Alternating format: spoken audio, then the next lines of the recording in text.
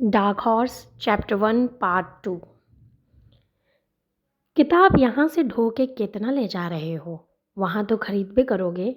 यहाँ से दिल्ली ले जाने का क्या मतलब? विनायक बाबू अपना चश्मा पहनते हुए बोले। संतोष ने एक नज़र उनकी तरफ देखा और फिर किताबें ठूसते हुए कहा, पुराना वाला एनसीईआरटी रख रहे हैं। वहाँ मुश्किल से मिलता है, खाली नया वाला मिलता है, जबकि प्रश्न पुरनका से ही भिड़ता है। बेसिक तैयारी पुरनके से करना होता है। बेटे की तैयारी को लेकर यह है समझदारी और लक्ष्य के प्रति अभी से इतनी गंभीरता देख विनायक बाबू एकदम रोमांचित और उसे दिल्ली भेजने के लिए निर्णय के प्रति आश्वस्त हो रहे थे। उन्हें लगने लगा था कि अभी रह रहकर आंखों में चमक जाने वाली लाल बत्ती जल्द ही आंखों से निकल उनके दरवाजे पर खड़ी होगी। तब तक माँ नाश्ते की थाली लेकर आ गई।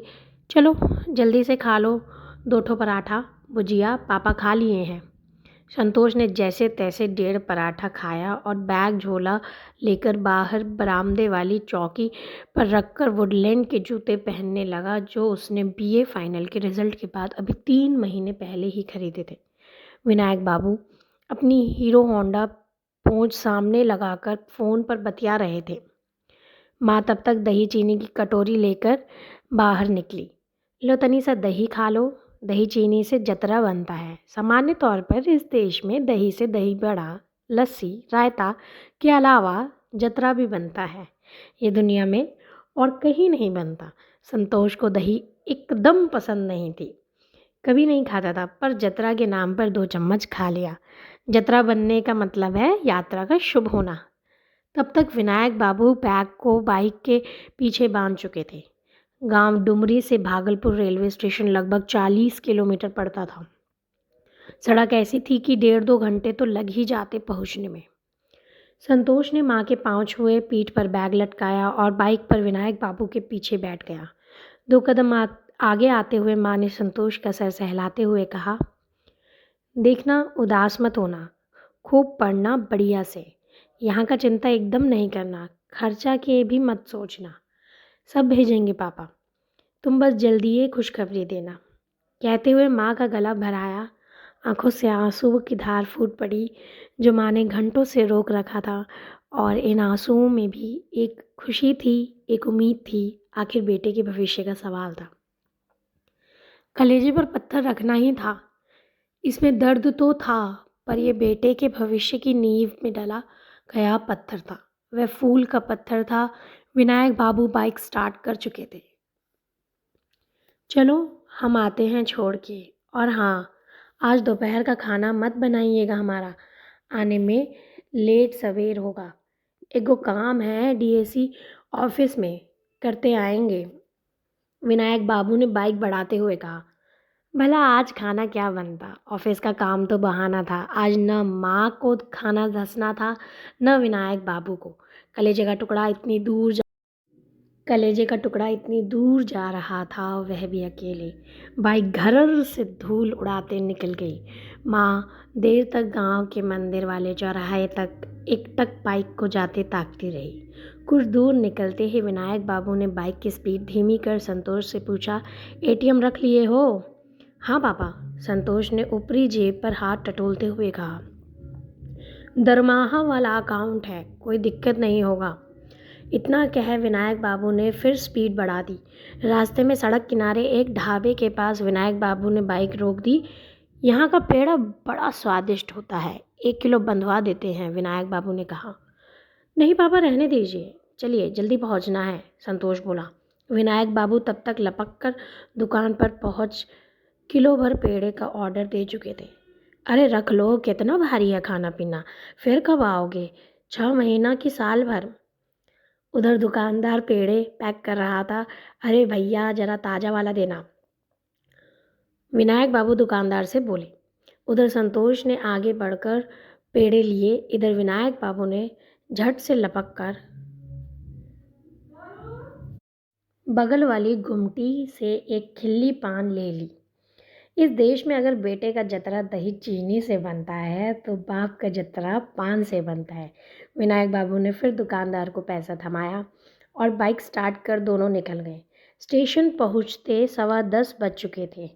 बार बार हो रही उद्घोषणा से पता चल रहा था कि ट्रेन प्लेटफॉर्म पर लग चुकी है। 10:30 में ट्रेन के खुलने का समय था।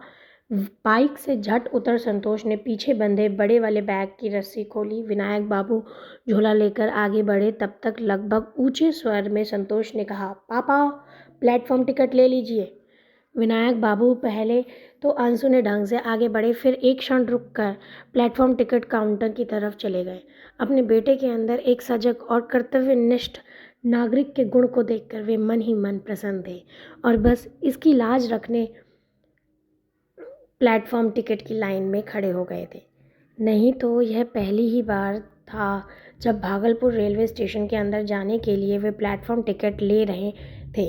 वह तो घर का स्टेशन था, हमेशा आना जाना था। यहाँ टिकट लेकर वे खुद की नज़र में कतई गिरना नहीं चाहते थे। प्लेटफॉर्म नंबर 1 पर विक्रमशिला खड़ी थी। दोनों प्लेटफॉर्म पर पहुँच गए।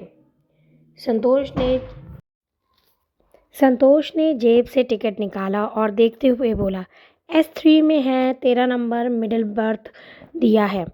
सिविल की तैयारी करने वाले लड़के को जब भी कोई पिता स्टेशन छोड़ने जाता तो मानिए वह PSLV छोड़ने गया हो।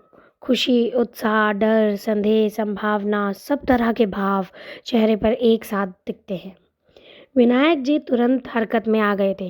झटपट झटपट चलते हुए S3 तक पहुंच गए। बोगी में चढ़े और 13 नंबर सीट के नीचे जाकर झोला सरका दिया। तब तक पीछे पीछे संतोष भी बैग लटकाए आ गया। विनायक बाबू ने लंबी सांस छोड़ते हुए कहा, चलो सामान एडजस्ट हो गया, आराम से जाना, बिना किसी लाग लपेट में पड़े, एकदम लक्ष्य बना के पढ़ो। काम भर जितना खर्चा हो निकाल लेना। ATM तुमको ही दे दिए हैं, सबको दिखाना है कुछ करके।